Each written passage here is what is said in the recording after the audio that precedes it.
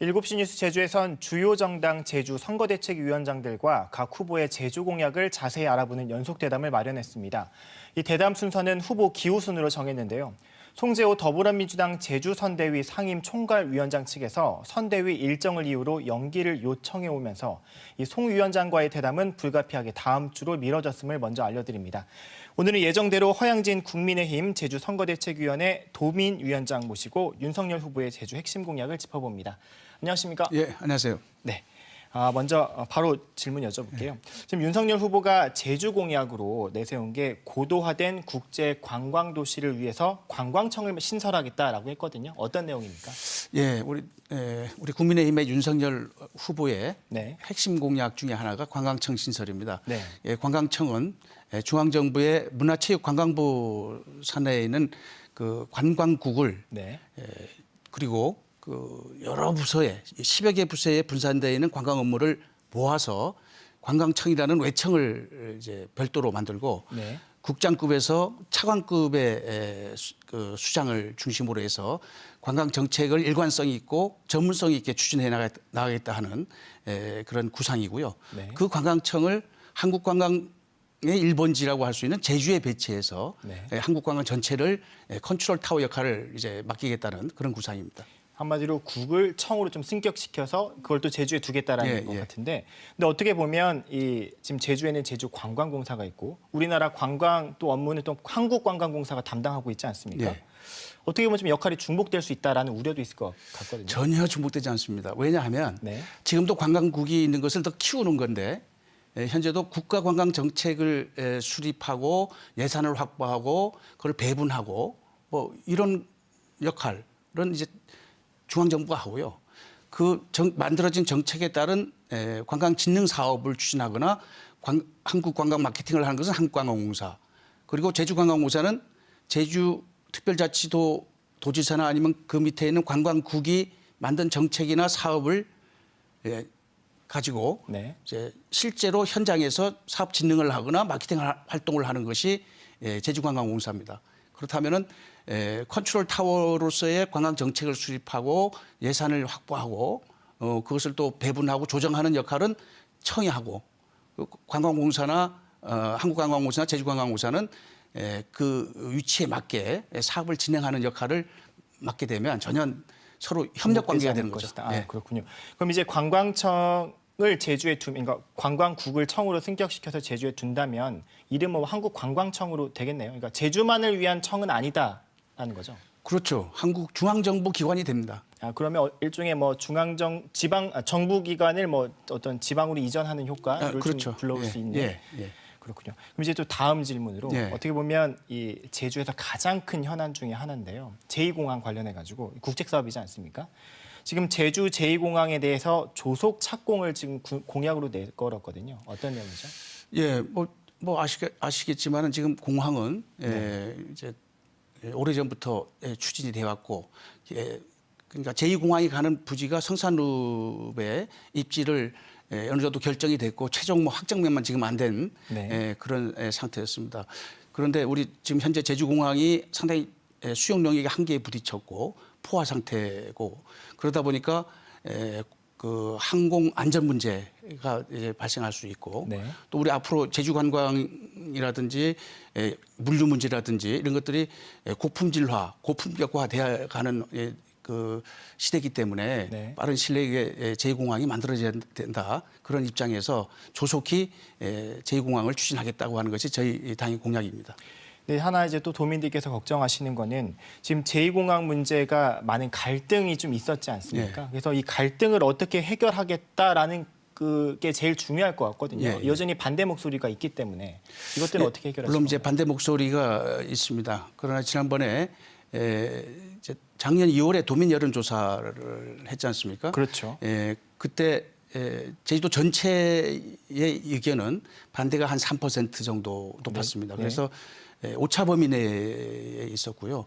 그러나 성산읍 주민들에 대한 그 대상으로 조사를 한 결과는 2배 이상 찬성이 높았습니다. 그래서 현지 주민의 의견도 반영해야 되고 또 항공 안전의 문제도 빨리 조속히 해결해야 되고 또 새로운 대안을 모색하면 또 또 다른 갈등이 발생될 수 있기 때문에 이게 조속히 이거를 착공해야 되고 그러면서 주민들의 의견이라든지 도민들의 의견을 최대한 수렴하고 그 갈등이 발생되고 있는 여러 가지 이유들을 찾아서 그 해소를 해나가면서 이거를 추진하겠다고 하는 것이 저희 당의 입장입니다.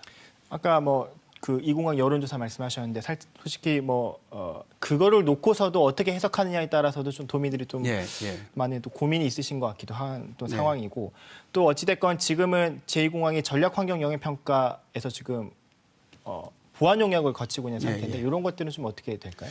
그거는 이제 추후에 이제 환경부가 이제 그 조사를 끝내고 발표한 거에 따라서 좀 다를 겁니다만은 뭐 그거에 따라서는 또 상황이 달라질 수는 있죠.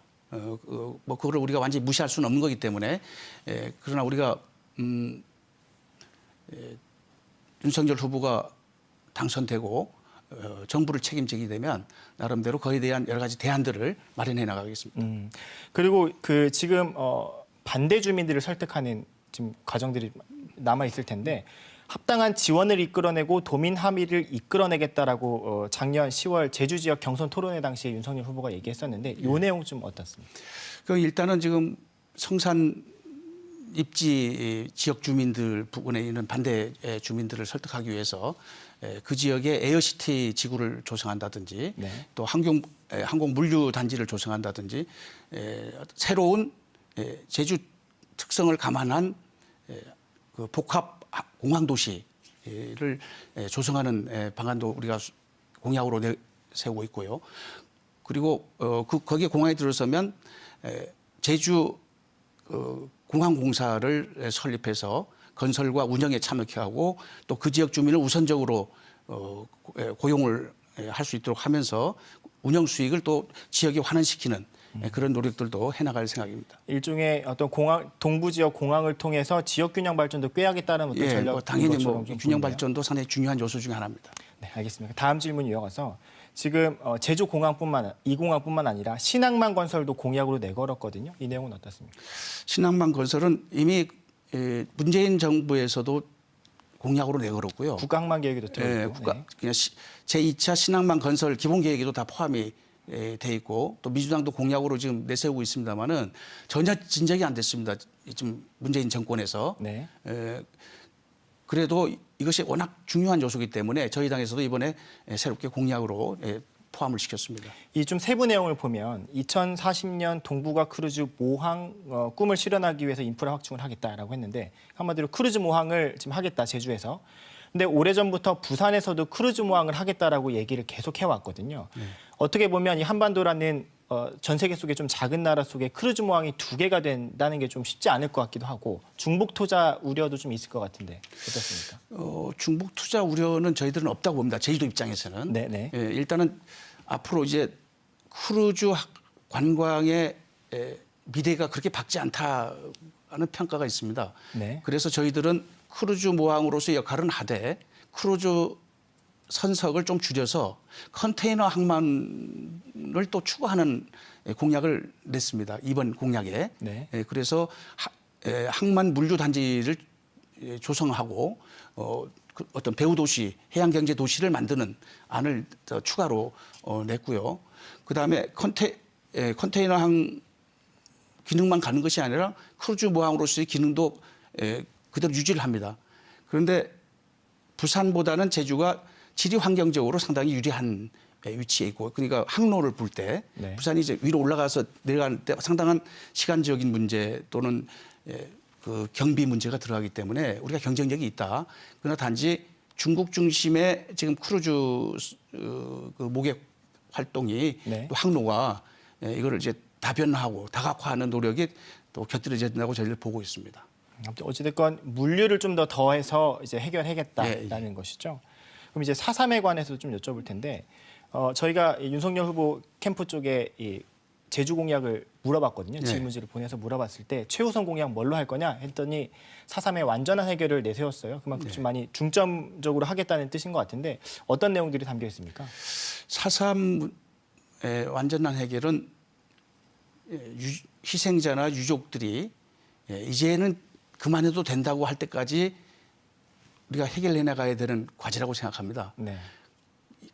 그런데 우리 국민의힘에서는 이번에 네 가지 정도를 중점적으로 내세우고 있습니다. 첫째는 4.3 희생자나 유족에 대한 보상 문제를 확대한다. 보상을 확대한다. 보상 확대는 지금 현재 이번 법에 특별법을 개정하면서 9천만 원으로 되지 않습니까? 네. 이거를 2015년 대법원 판례에서 결정된 1억 3,200만 원보다는 더 높게 가야 된다고 하는 것이 저희 당의 공약이고 주장이고요. 네. 두 번째는 가족 특례 관계 조항이 그러니까 결혼 하지 않은 그러니까 그 혼인 신고되지 않은 배우자나 그 자녀 문제들도 4.3 당시에 4.3 희생자의 네네. 그 분들에 대한 특례 조항을 개정안에 반드시 넣어야 된다는 것이고, 세 번째는 희생자나 유족들의 또는 고령자 유족의 요양시설 또는 유족회 복지센터와 같은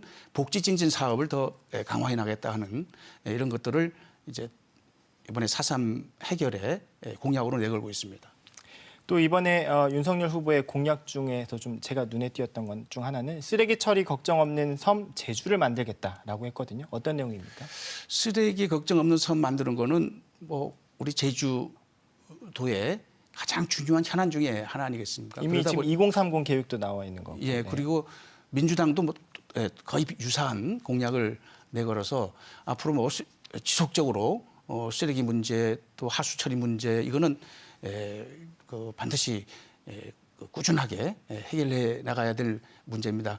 근데 그걸 해결하는 데는 가장 중요한 거는 국비 지원을 받고 더 많은 예산을 투입하고 더 많은 인력을 투입해서 즉시 해결하는 그런 노력이 반드시 따라야 된다 이렇게 생각합니다. 근데 한 가지 여기서 궁금한 거는 앞서서 이제 윤석열 후보가 공약했던 것 중에 제2공항을 조속히 만들겠다 그리고 신항만을 만들겠다라고 하면 어떻게 보면 공항과 항만을 통해서 많은 물류와 사람들이 들어올 텐데 지금도 전 세계적으로 과잉 관광이 문제가 되고 있지 않습니까? 그러면 이렇게 또 많은 사람과 물류가 들어오면 또다시 쓰레기 걱정 없는 게 아니라 쓰레기가 더 많이 넘칠 거 아니냐라는 또 우려가 있을 수 있거든요. 뭐 당연히 그런 걱정을 할 수 있죠. 그러나 그건 병행이 된다고 저희들은 보고 있습니다. 왜냐하면 관광이나 물류 문제는 특히 관광이 그 짓는 방향은 앞으로 양적 팽창, 양적 확대가 아니라 고품질 관광으로 전환돼야 된다는 것이고 관광 활동을 이렇게 막 관광객들이 많은 곳을 다 이렇게 돌아다니는 것이 아니라 특정한 어떤 자기가 좋아하는 내적 활동에 집중해서 하는 그러면서 체류 기간을 길게 하는 그런 고품격 관광으로 앞으로 진행되면 쓰레기 문제도 다소 완화될 수 있다고 보고 있습니다. 그래서 네. 뭐 그 쓰레기 문제하고 그 공항과 항만의 문제는 서로 부한 관계다. 저희들은 그렇게 보고 있습니다. 네, 알겠습니다. 벌써 이렇게 질문 몇 개 주고받더니 예. 벌써 준비한 시간이 다 됐는데요. 오늘 출연 너무 감사드립니다. 예, 감사합니다.